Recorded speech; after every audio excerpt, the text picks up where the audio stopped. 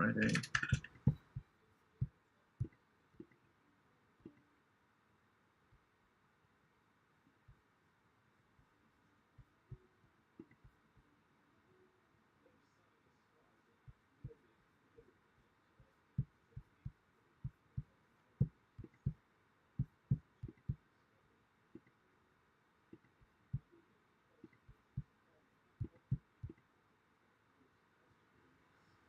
Oh. Wrong screen to start off with, that was helpful. Right, I'll just check see if everyone can hear us and see us.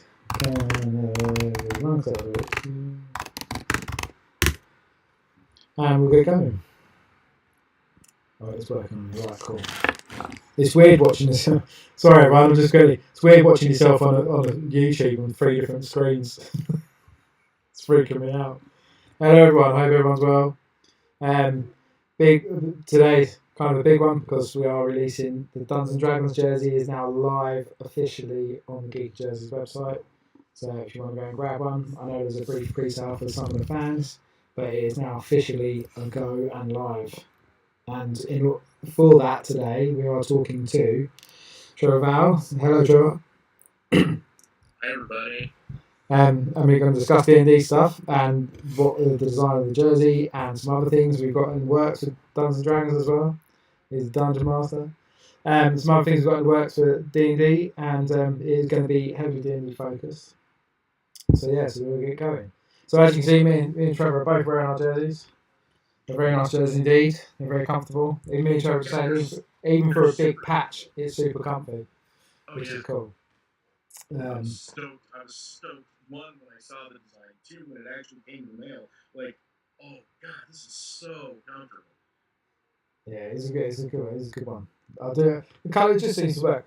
But so we so when we got to this, doing this job, I'll give a bit of history on design wise of it and stuff. So we got the license for D&D, and not being a D&D player myself, I play 40k. I don't know, just small maths and moving models rather than playing D&D. Less writing involved. Oh yeah. And so we enlisted the help of Trevor and Josh King of Geeks as well. We enlisted the help of both these guys to kind of give us some feedback and information about D&D, because obviously Sean's not a D&D player either, so we don't know the subject matter as well as we probably should. So, Sean says big echo in my audio. All right. Well, turn your audio up, Trevor, a bit. There's a bit of an echo on mine, but I'm not sure why that is. But we'll keep going. We'll figure it out. I can turn up my gain. It's so easy. So not being knowledgeable of the subject matter, we enlisted the help of Trevor and Josh to kind of steer in the right direction and things to look at and to kind of start with. And so I kind of went off and kind of, based on some brief conversations, me and Sean had a conversation about, well, actually, maybe just start off with just the ampersand in the middle, the logo, and use that. And so, again, credit to Josh for this, because me and Josh are in the same time zone, so I did fire things to him to get feedback on as well, while we're in the same time zone. And then came up with this and presented it back, and everyone was happy with what was done. And even Wizards of the Coast, they were the only 2 changes that they made, so that was a good start. Because I actually missed the part. You were talking about the shoulder when. Yes. I part of the feed drop. What was the change? Oh, the shoulder. Yeah, right. So on the shoulder, there was like some shading in the middle triangle, 3 triangles in the middle and the bottom one. There was like some red shading. I remember that from the original concept. Yeah, and they asked us to remove that and just add the registered trademark logo. So which was good, which was not a bad change, to be honest. Like with these things, you always expect some kind of change, but the fact that it was very minimal was good. That's a good place to start. So from there, we sent it back, and we all had a conversation about it, and everyone was very happy with how it looks. Wizards Coast happy how it looks, and today it is here. And it took 5 months, unfortunately. But that's unfortunately approvals, and that's just the way it happens, unfortunately, things like that. Yeah. When I first got the prototype, which is here in my hands, I was absolutely stunned by it. And then when the original came, I was comparing the two. I'm like, holy crap! Literally nothing changed from the prototype to the release, and yeah, I'm stunned. All the little details on this, from one with the shoulder patch, the left sleeve is my personal favorite with the polyhedral dice. It's like you've got your D4, your 6, your 8, your 10, your 12, and your 20, of course. I think we'll have to shout out, if I remember rightly, that idea came about from a late night conversation with Josh, actually. And, it's a brilliant concept. Yeah. So we were kind of just discussing the jersey in general, and then Josh said something. I was like, actually, get the dice outlines of the dice on the sleeves. That'd be cool. And that kind of the conversation happened kind of spiraled that idea to bring that along. So that was cool. Yeah, it's those fun little subtle touches and call outs, like the fact that we went with 1974 and the number on the back, Dungeon Master 74. That was the very first year, what's also commonly known as the white box, that D&D first came out. So yeah, we're talking about an incredibly old IP here, and like most people know, first it was published by TSR. And then that was acquired by Hasbro and Wizards of the Coast. And now, from that white box all the way until now, we're at the 5th edition of D&D. And I've been playing for about 40 years of that. And it's kind of blowing me away that as a little kid, rolling my first, elf character all the way to, holy shit, I'm, helping design an actual licensed D&D jersey. This is kind of blowing me away. It was good. Yeah, it's cool. It's been good fun to work on. It's like Trevor had the privilege of seeing some of the newer designs that, because unfortunately I'm a very busy person with all the other stuff that we've got going on. I've got other artists in, sort of, almost like Trevor explained quite well today. We were chatting. Wizards of the Coast, they get other artists in to work on different covers and things like that. So kind of in that vein as well, I need help doing all this stuff, so I've brought in other artists that we've been using. So one of the artists, Fabian, he did the Troglodytes jersey. He's done I can say it because we spoke about it. He's done a gelatinous cube design, which is amazing. It looks so good.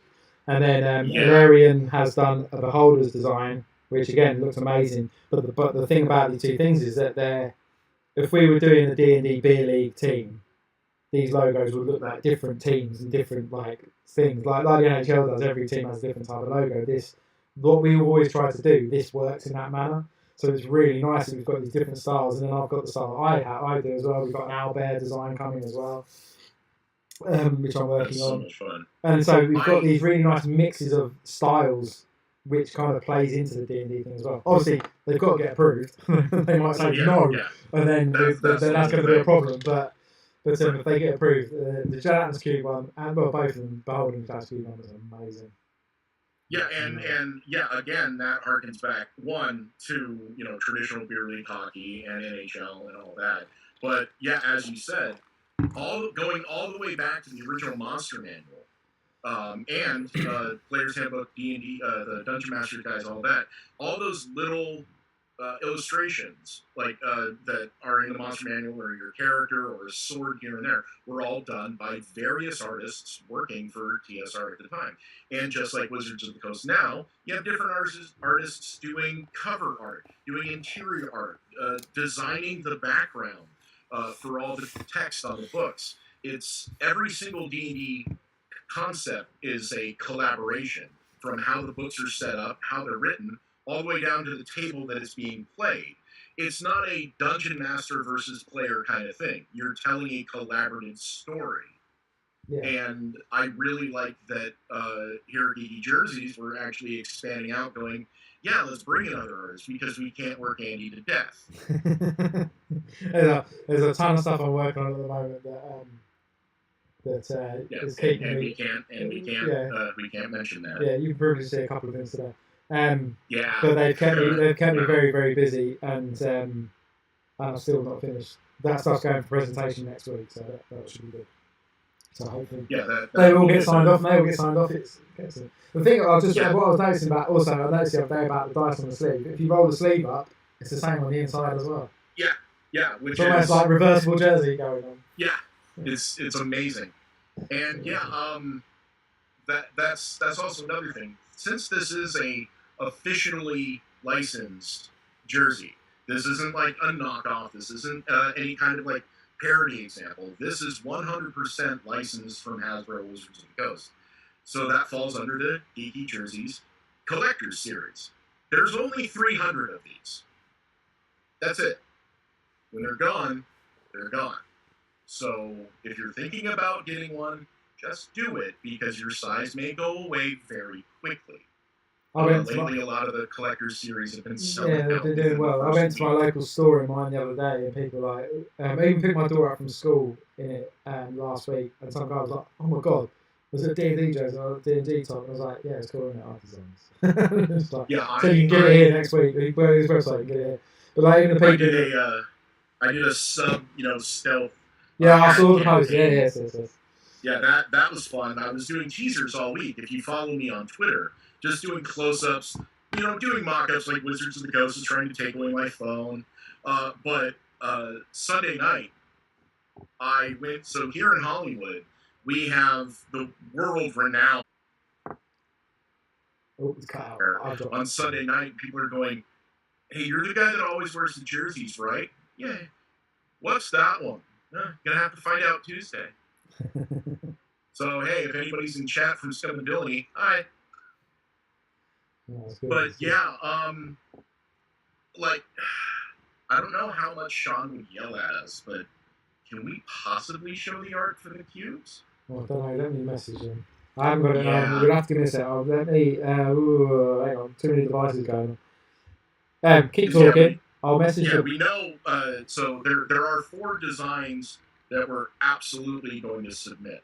So we've got the gelatinous cubes, the beholders, the owlbears, and the mind flayers, my personal favorite. We have a handful of others. Cool, he said yes, by the way. As well. Did he say yes? Yeah, so give me a second. I'll. Oh my. Okay, that's cool. Let me drag it on screen. So yeah, so everybody, we've got cubes. We have the beholders, owlbears, mind flayers, and then 4 more that we can't actually mention at all. So like 8, we are submitting 8 D&D, 8 designs for the official D&D line. It's not stopping here. I'm not going to let it stop here because, come on, it's Dungeons and Dragons. We've all got the dice. We all have the dice vaults. We have all this stuff. Why don't we have the geek armor to go with it? Walking through a con going, yeah, I'm repping this. I'm repping 5th edition. I'm repping 3.5. Not a lot of people do that, but it's just that thing. We're all players here. Some of us are even DMs. Let's let our geek flag fly on this one. And I'm so stoked. So stoked. So you're going to have to bear with me a second because there's going to be some shenanigans going on so I can get it to share the screen. So just... Oh, yeah, no worries. Everyone, you're going to see a black screen, but we'll keep talking. But, well, it should still work, but bear with me a sec and I'm going to try and connect this up. So yeah, I'm actually checking out chat right now. Yes, Nick Banks, the Mind Flayer NB holder, do sound awesome. Messingrets, you had a question. Hard to tell. Is that an orange or red? It's an orangey red, but it is actually a very brilliant red color. So that's why on the photo shoot, if you check out my Twitter or the Geeky Jerseys email or anything like that, you saw me behind my DM screen with that red background. We're really getting that forward because going all the way back, red dragons were some of the most terrifying things you could face in D&D. And the ampersand is red. The logo is red. So we decided to go with a really, really awesome, bright, gorgeous red for this. And the badass thing is you can find other jerseys out there, even some NHL ones that have a sublimated color on on a white background. The black on this is not sublimated. This is 100% black polyester. There's no white shadow underneath it when you stretch it out or anything like that. The blacks on these are deep. So the black and the silver and the red, this is like it's honestly not just because I was involved in the project, not just because I own 127, well, 8, 9, and so currently 130 Geeky jerseys. This is seriously the best contrasting jersey I've seen. And I'm so stoked for all the others. Right, everyone should be able to see the Gelatinous Cube. Oh yeah, it's up. Check it out, the Death Sponge, ladies and gentlemen. I have to also then credit Josh King and Geeks for the name, because I said I don't know Gelatinous Cube, I need some names. Just randomly, and he said Death Sponge is one of his favourite. I don't know if he made it up or he got it somewhere, but the credit goes to Josh for that one because it's such a cool name. Yeah. But it is a colloquialism among some of the older players, Death Sponge, for the cube, even though it's like kind of like an evil Jello. But yeah, and I like how this looks. It looks quality. Fabian did a great job. I sent him reference. I sent him reference a couple of days ago. Actually, pumped out really quick, and he did a fantastic job of capturing the things in the reference, like people in the Gelatinous Cube and things like that. He did a fantastic job of getting it, and it just has that kind of half in, half out skeletons and people being melted and stuff. It's cool. Yeah, and that's a callback to the Gelatinous Cube itself, because it digests skin and muscle on that. But even the text copy is that, Gelatinous Cubes are completely transparent. You can't see them. They leave everything really clean in dungeons. But a well-fed Gelatinous Cube will be easier to spot because of these swords, shields, armors, bones, and coins and everything that are floating in it.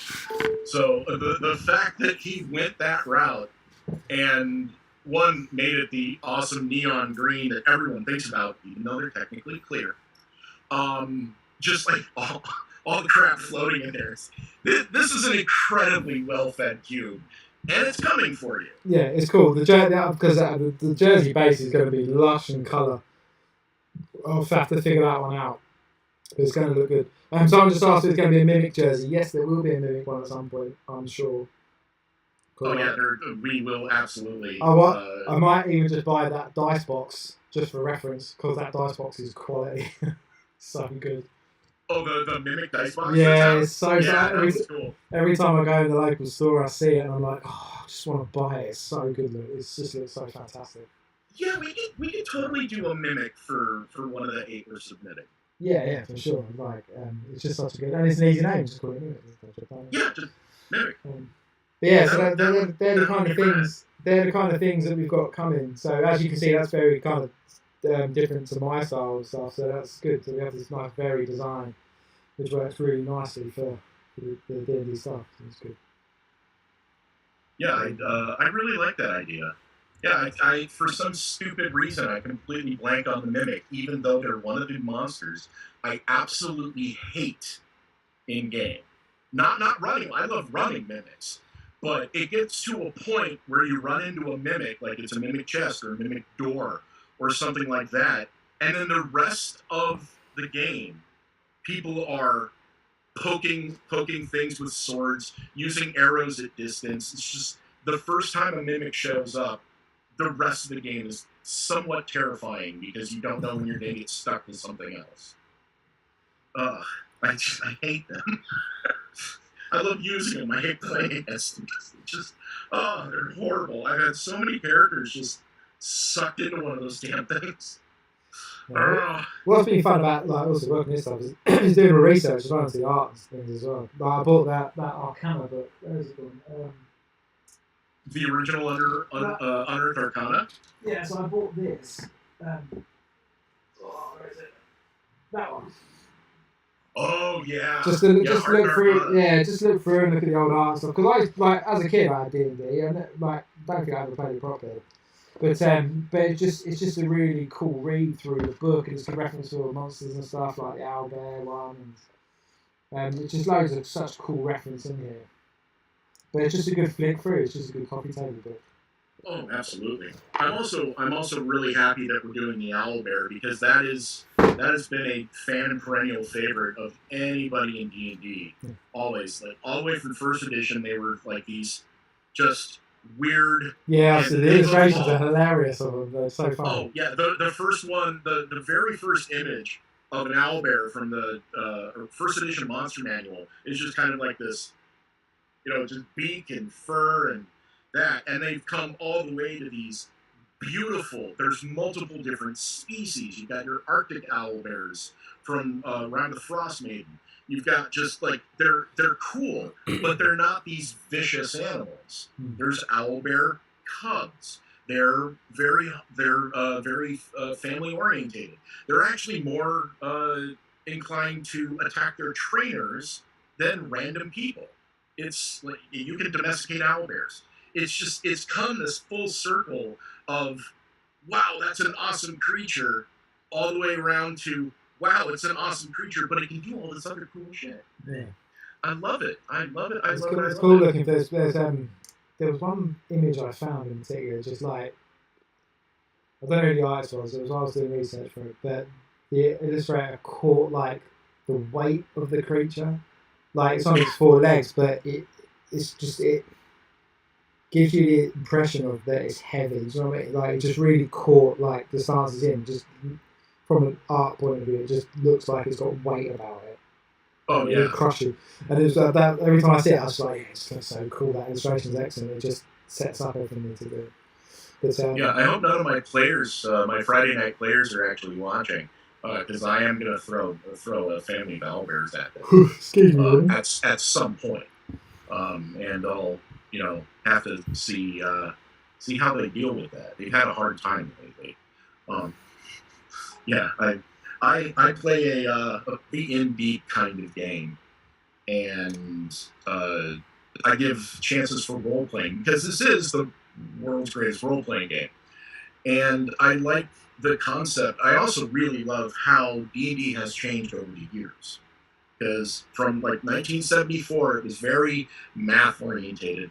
It was very, oh, we're going to make an adventure. Some of your original modules were just grindhouse. You put in a party of 4 people and they're dead within the first hour kind of deal.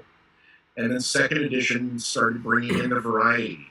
And then third and a half, they started expanding on that all the way to 5, where you have open-ended, like if you want to play a nice fun kobold, you can. Open-ended races, open-ended classes, all of this stuff to truly make amazing adventures and tell amazing stories to players. And just watching the transitions have been so cool. And I really love 5th edition, and I can't wait to see what they're going to do. And if they do 5.5, we may have to start releasing more jerseys for that. Yeah, but hopefully be the case. So we'll transition into something else, but I'll just ask questions first because obviously I'm not a D&D player, but I understand the premise of how functions and stuff. But there's more narrative play type of game, imagination narrative type of game. Which that does interest me, that kind of thing, that narrative kind of play. Because when like again, I'm a 40k player, so there's times when we go and we're like, right, this is back, we're just rolling these dice, we're fighting these people, and that's what we're doing. But like sometimes there's games where there is an actual narrative. When playing tournaments, there's sometimes the local tournaments, there's like narratives around the tournament. Like there's a story, and every mission that we pick is a different thing. And that's what interests me about D&D is like the narrative storylines that you create, like as a dungeon master, say you, but as a dungeon master in general, create that narrative play and like the stories that I'm assuming you have everything set up already. Like you've already set up a gameplay and what was going to happen, and then what tails off into that. So well, certain action tails, or are you making stuff up on the fly as you're doing it? Kind of both. So I'm sure there are some other established dungeon masters in chat right now. It's kind of a known thing that the more as a dungeon master you plan for the characters to go through, the less inclined they are to follow your points and just within the first hour go completely off script. It's, for example, you do the traditional trope of you all meet in a tavern and you're hired by the local noble to find a group of thieves.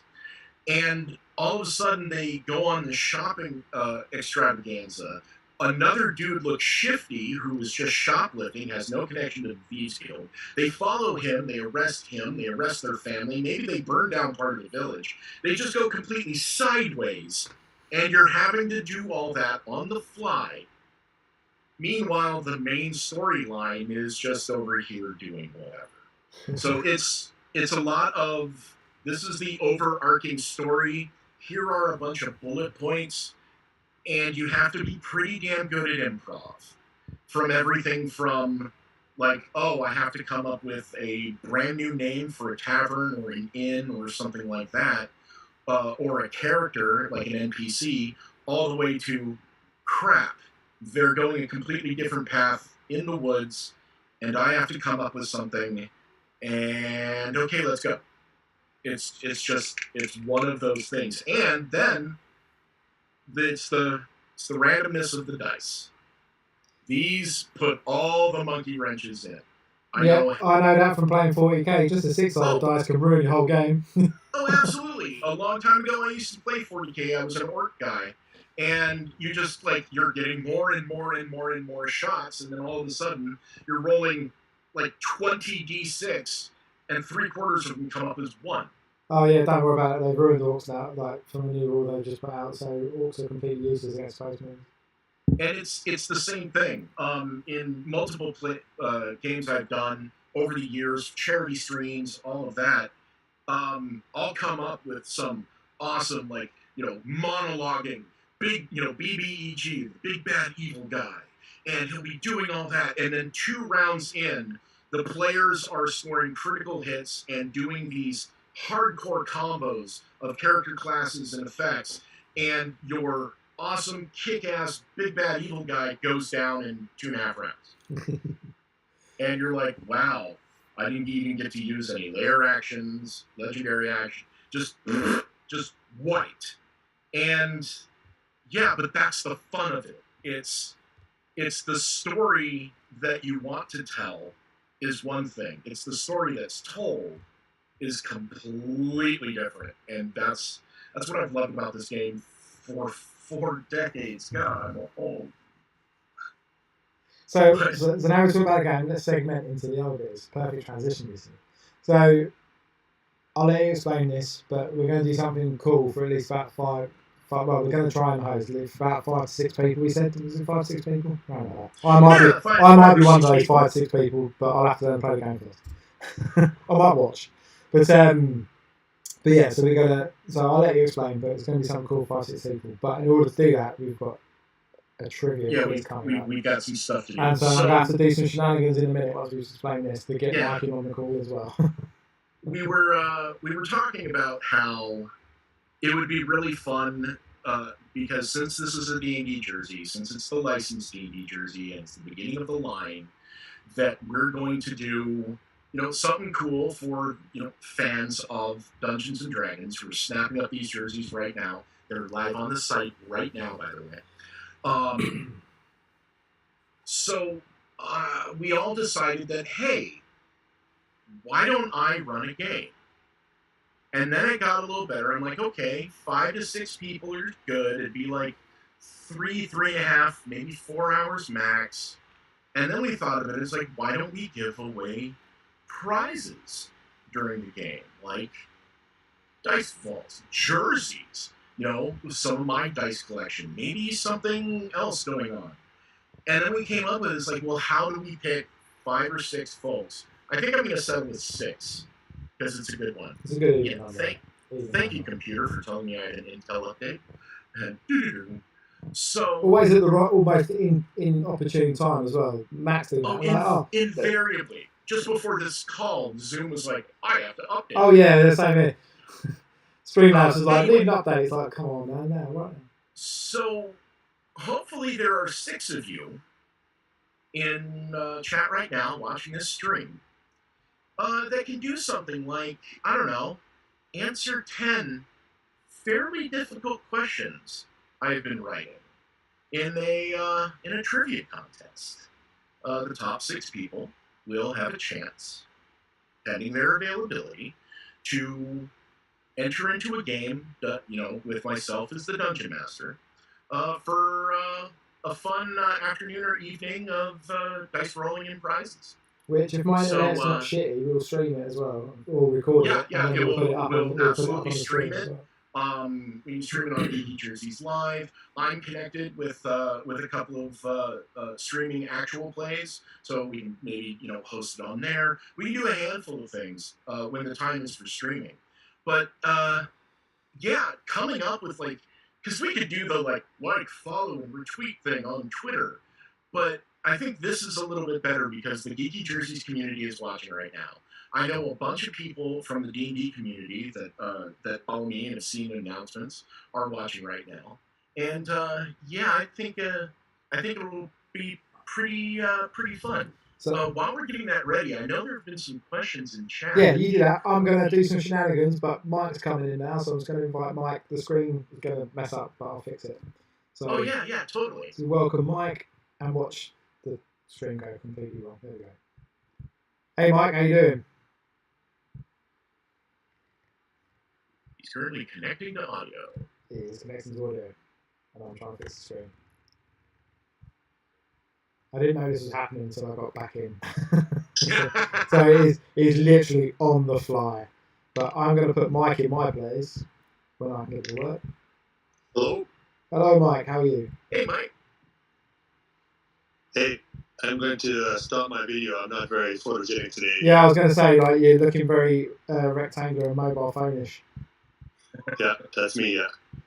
So I'm just going to adjust this and this and this. And, how's things? You all right? Good, yeah, good. So just a big thanks to Mike for on-the-fly hosting this quiz.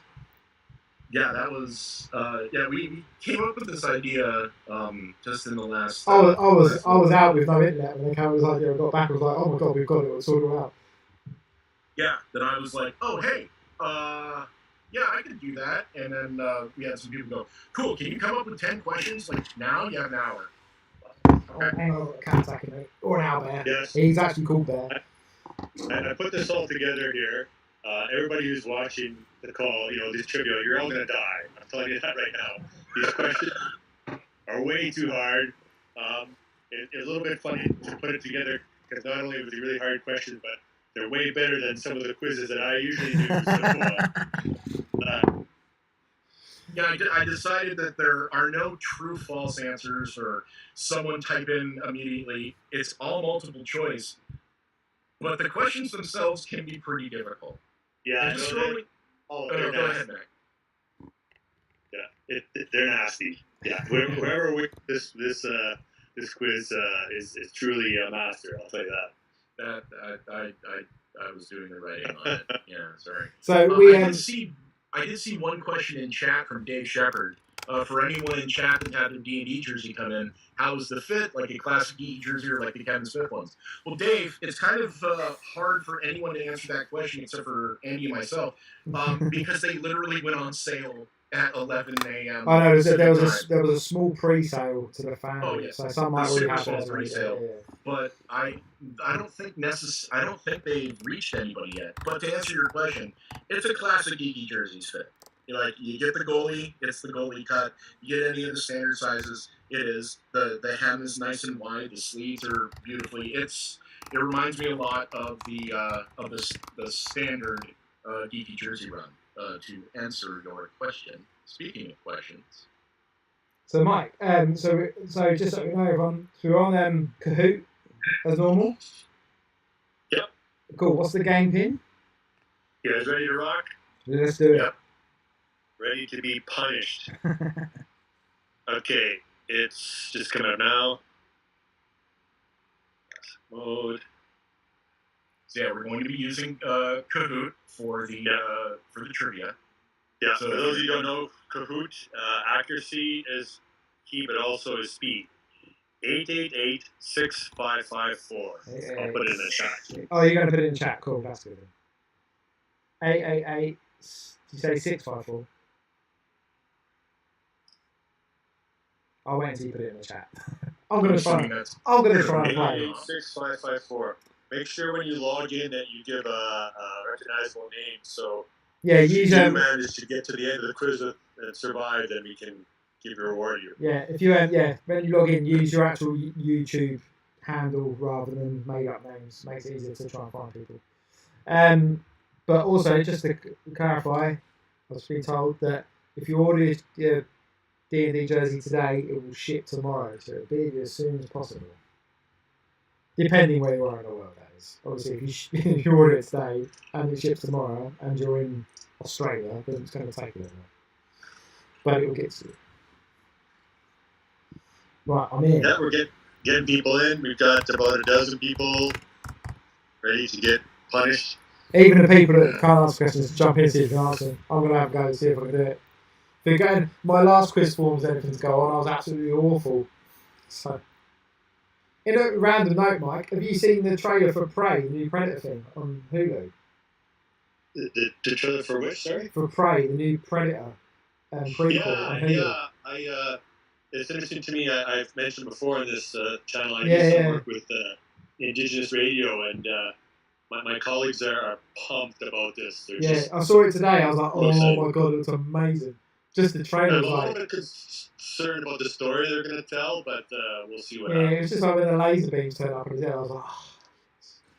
Yeah, no, it's set 300 years in the past, and I don't think there's going to be a lot of technology that can take on the Predator, but let's trust in the. So sorry, we digressed into something different. We'll have to do the movie chat in the next one. Yeah, which is next week. Next week, isn't it? I think. Yeah, next one. Yeah. Quiz next week, everyone. We got 27 people on board. All right, let's do it. Let's go in. We have a couple people that are trying to get in, but it says it's unrecognizable. I posted the pin again, saying make sure not to put any spaces in it. Yeah, just type it. Yeah. One long word. Yeah, so it's and it's odd. The URL is kahoot.it for some reason. So. Oh it's which is strange. I went to kahoot.com, hit play, put in the pin because I'm totally in there right now. I'm not going to play. I'm just going to watch. What's your handle there? I think we need to verify that here. Make sure the winner doesn't. Trevor Valley. I put in Trevor Valley. Okay, good. Yeah, Trevor Valley. I'm not cheating or anything. All right, 31 people. Let's do it. That's enough. We're going to get 6 out of 31. Good luck, everyone. Because I haven't read the questions before I understand it. Top six, my game. Okay, so we start with just a warm-up slide to make sure everybody's in. 3, 2, 1. You should be able to see a cinema. Do you see a cinema? See cinema. Yes, absolutely. Okay. Jersey's Dungeons and Dragons. So I won't be narrating these because not only will I mispronounce some of this stuff here. This is all on Trevor, Mike. It's all on Trevor. And, I can do it. The images are jammed in, so if my fluff image doesn't match, I'll apologize too. Okay, first question. In what publication did Flumps first appear? So let's see, we've got Monster Manual, Monsters Compendium, Fiend Folio, or Dragon Magazine. In what publication did Flumps? I went with Dragon Magazine. I don't know, so it's probably wrong. Proper. No, it's wrong. Hey, I'm in 20th place, tied with Larry. Did I get my Fiend Folio? It is. The answer is indeed Fiend Folio from 1981. They were, however, mentioned in Dragon Magazine a couple times, and in Dungeon, and here in the 3rd edition. But the original first appearance was in Fiend Folio. All right. So there's a lot of people, and not a lot of room separating people here. We've got Tarantine, Fred, Radnadar, and Rich Mahogany on the board. Let's go on to the next one. Right on. So Driss Jordan debuted in The Crystal Shard from the Icewind Dale trilogy. But what was the name of the second book? Was it Strings of Silver, Homeland, The Halfling's Gem, or Darkwalker on Moonshae? The famous Drow Ranger. I'm gonna go with the green one like I did last time. Darkwalker on Moonshae. That's Who knows? I get the feeling you're just kind of guessing your end. Oh yeah, 100%. I think it's a 40k question. There's no problem. Right. So the answer was Streams of Silver. Oh, I was going to click that So one as well.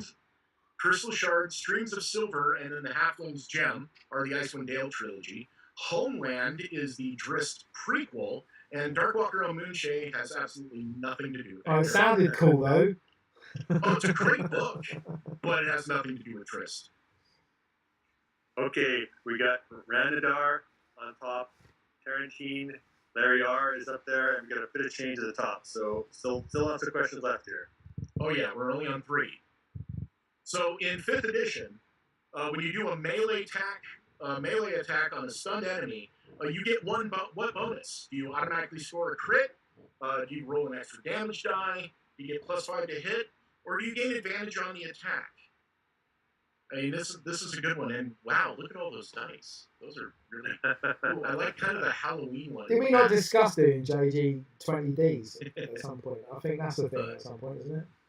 So the answer for 5th edition melee attacks on stunned enemies is you gain advantage on the attack. An incapacitated person or unconscious, you automatically score a critical hit.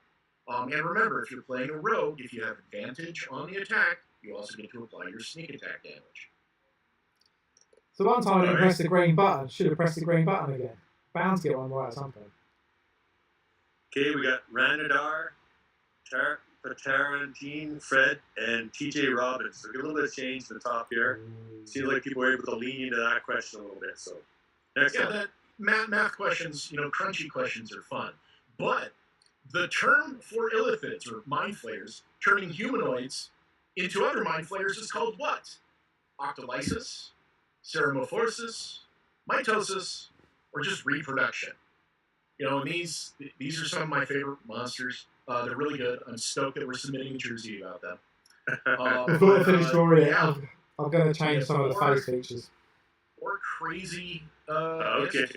How is it on his 39th place? I haven't even got one right yet. This is ridiculous. The answer on that one was ceramorphosis. It's when a mind flayer tadpole becomes mature, and it is inserted into a humanoid that then undergoes the process. Fun fact, when you do it to gnomes, sometimes you end up with a gnome squidling, which is this cute little mind flayer with 4 little tentacles. Yeah, they're really, really adorable. But yeah, it is ceramorphosis. Yeah.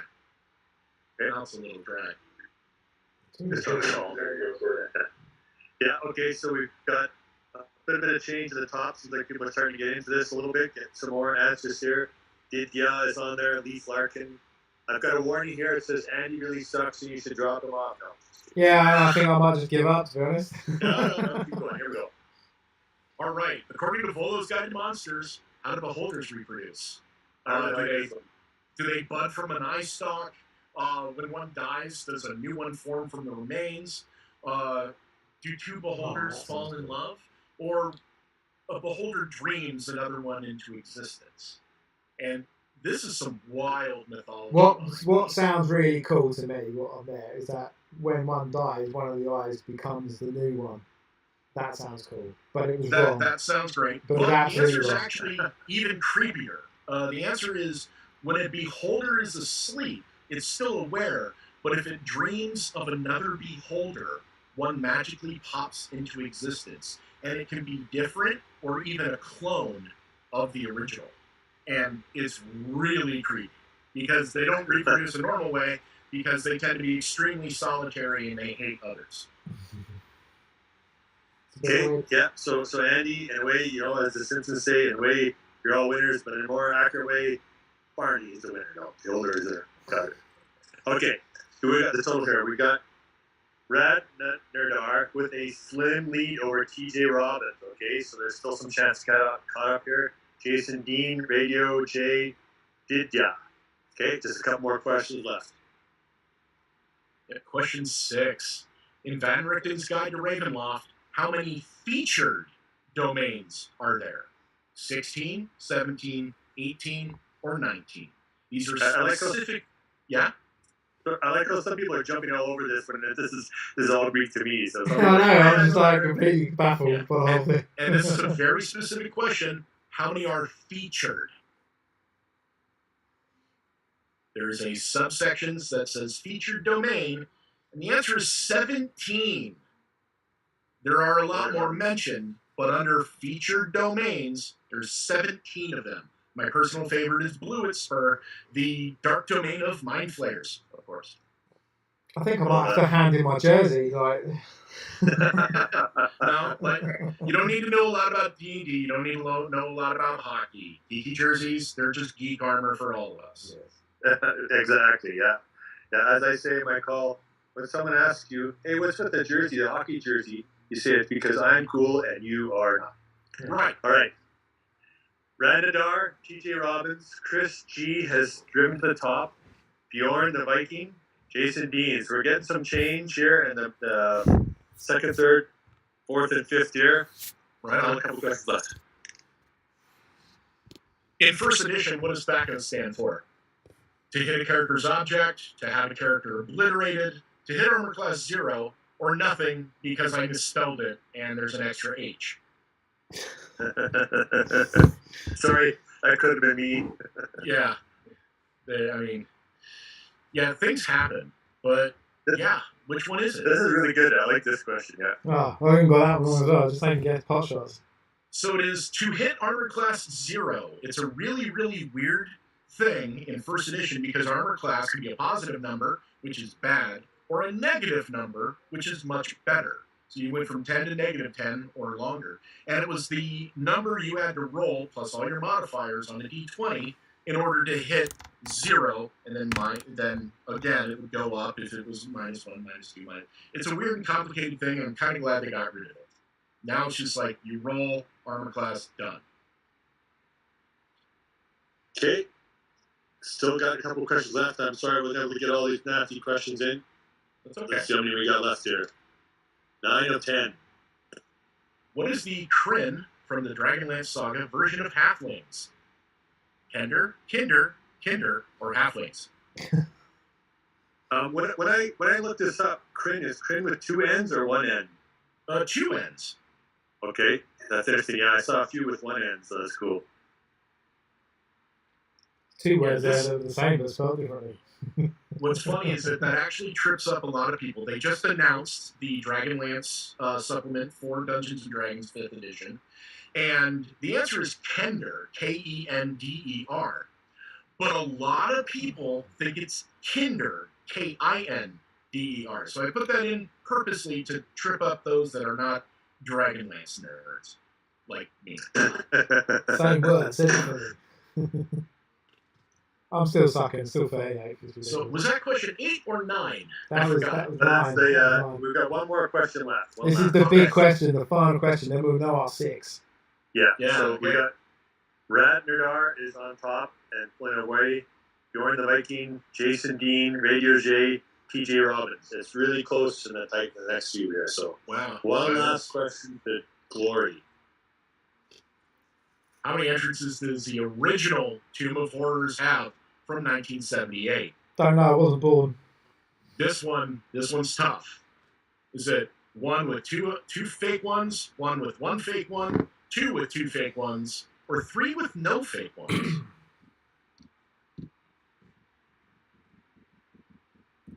I pulled this one out of a deep recess in my memory. Oh, no, fail. Yeah. Oh, hey, I'm in 30th place. I'm 864 points behind. How are you in 30th place and I'm in 38th place and you know all the answers? I didn't say click a single answer, but the answer is... But you didn't click a single answer if you're still in 30th. How does that work? Yeah. I don't know. So the answer is 1 with 2 false entrances. You have the western false entrance tunnel, the eastern false entrance tunnel, and the true entrance corridor that the first trap you run into is a little poison trap box. I hate that module. Is that the map they reference in Ready Player One? Yes. So Ready Player One does reference the Tomb of Horrors, and so there is a kind of an open mouth gargoyle that is used as a logo for Tomb of Horrors and is painted on the van in the movie Ready Player One. That one always trips players up because that is a locked in place Spear of Annihilation.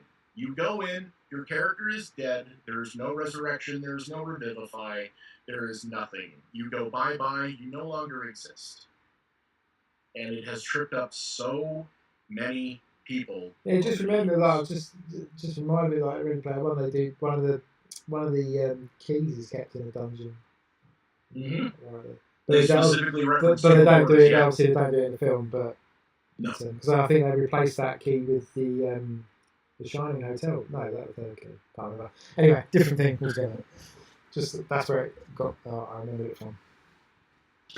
Well, I have 0 points, so everybody beat me. Still 0 points. You still finished higher than me. How does that work? I don't know. Okay, here we go for the winners, and it'll show the top 3, and then we'll get the rest from there. Yeah. Radio J is number 3. Number 2, TJ Robbins, and number 1. Dun dun dun. Oh, mine's gone quiet. It's proper like suspense. Ranadar. All right, how many winners have we got, Andy? How many are we recognizing? Right, 6. Here? We need 6 players. So you said Ranadar, Ranadar, TJ Robbins, Radio J, and I'll put the rest in the chat. Cool. Oh, I haven't got. Right, yeah. If you put them in the chat, yeah. If you can put all 6 in the chat, that'd be cool, Mike. And then if you guys email inquiries at geekjoes.com, and then we will send out an email to you all about when this is happening and what we're doing it on and where we're doing it. Alright, sorry, Sean just messaged me something. Sorry, I'm just trying to read messages and do stuff at the same time. What's going on? Oh, it's okay. So yeah, I had 2 bonus questions that I could have used in that. What size, class, or gelatinous cubes? There were 2 answers to that, either large or gargantuan, because in Waterdeep, Dungeon of the Mad Mage, there is a gargantuan gelatinous cube. And the other one was kind of weird, but how many designs total did we mention are being considered for the next official D&D Geeky jerseys? 8. Cool, because I can remember that and I'm working on them. Right. Because we've got the Beholder, the Gelatinous Cube, the Mind Flare, the Owlbear, the Mimic, and 3 that we haven't mentioned. 3 others I mentioned. Oh, cool. One of them is rad. Oh, dude, I cannot. If I know that one is. Yeah, I was just trying to think. I'm thinking, what one is that? I can't remember, but I know that one is. I definitely know that one is. Crap, I am stoked on that one. I know that one is. Because I want that on the front. It's like, ugh. Still cool. Still look good. So, right, I think that's probably about time. It's like 8 o'clock here and I'm hungry. So who's going to eat? Oh, yeah. What time is it where you are? About 3? For me? Yeah. It's noon. Yeah. Oh, it's noon. Oh, right. So it must be 3. Oh, Mike's in Winnipeg, isn't it, Mike? All right. I'm in Calgary. Calgary. 11 o'clock for me too, yeah. I put all 6 winners on the chat there. Nice one. You got that? I can send it to you afterwards too. Yeah, let's see. Ranadar, TJ Robbins, Radio J, Jeremy S, Chris G, and Bjorn the Viking. We have a Viking in there somewhere. Yeah, gotta have a Viking in there somewhere. Well, if we're ready to button up the stream. Oh, 2 seconds. Someone just messaged. Oh, yeah. Larry Reeves, he just messaged me a question. Tag me in the fan group page question, and I'll find out what's going on there. Yeah. Can't remember which one that destroys. Yeah. I have a couple things actually jersey related. Don't worry, that is not the only way you can win a jersey. Is the upcoming game. There will be giveaways periodically. One of them, possibly 2 of them, are going to be on a very special thing that's near and dear to myself, is the National Alliance on Mental Illness, or NAMI. The group I play with, -2 Charisma, is holding a 3-day charity drive on their Twitch channel, twitch.tv, -2 Charisma. And you can learn more on Twitter at neg2charisma. We're running a 3-day charity drive. It is next week, Tuesday, Wednesday, Thursday, the 24th, 25th, and 26th. If you make a donation, you're entered into the raffle. Raffle winners will win. We will put up 1 or 2 of the brand new D&D jerseys, not a random size, in your size. If you win one of the jerseys, we'll put you'll have this selection of your size. So we've got the D&D game, we've got the charity coming up. There may be other things here and there. I may just give one away. I don't know if I'm allowed to. Depends. There's only 300 of them. But yeah, Andy, where can they follow you on social media? Me? Yeah. Oh Christ, mainly. So I'm checking mainly on Instagram. At Andy TSP Creative. Because I try to use Twitter, but I always forget it's there and I never use it, so I delete it off my phone. And how about our Quizmaster Mike? Who's got Still it? there? As I'm mute there. I'm Movie Maverick Mike. Our next CEG quiz is on May 31st. Right on. And I'm Trevor Valley, at Tattoos and Bones on Twitter. I don't use Instagram much. And you can check out some more stuff at tattoosandbones.com. Yeah, you'll see me. I have a new Dice Vault that was just announced. And, of course, this bad boy right here. God, I love this thing, man. I think I'm going to go out to Scum and Villainy again tonight and wear it again. Because why not? So, yeah, if you're in LA, I'm probably going to be at Scum and Villainy later tonight. So come on by, say hi, touch the jersey. Drinking blue milk. Yeah, they actually do have blue milk. They used to have green milk. I wonder if they still have it. My personal favorite is the Furiosa. They actually spray your face with chrome vanilla cake frosting. It's it's like, witness me! Sometimes I wear my Immortan Joe geeky jersey when I go in there too. So yeah, I guess Cool. Thanks everybody for Yeah, coming that's on been in. good. And make sure to follow the Neg2 crew on Twitch and Twitch and Twitter to find out more information on the upcoming charity drive and Geeky Jerseys jersey raffle. And make sure to follow Mike and Andy too, because we're always coming up with cool trivia, new designs that are being released, and lots and lots of cool things in the works. Many. So much good stuff. So many. But, also, again, as I did at the beginning, big shout out to Josh King of Geeks as well for his involvement in helping working with jerseys and the other ideas as well. Absolutely. Being a good resource. Cool. Right, I'm gonna wrap up there. I'm gonna go and eat some dinner because I'm starving. And I'm gonna eat lunch. So yeah, but it's lunch because you're hungry as well. But yeah, so 31st of May. Jersey. 31st of May, new quiz. Mike's disappeared, so he killed disappeared. And then go Geek Jerseys right now. D&D jerseys on sale. Go and pick yourself one. And we'll see you soon. Cheers, guys. Keep rolling.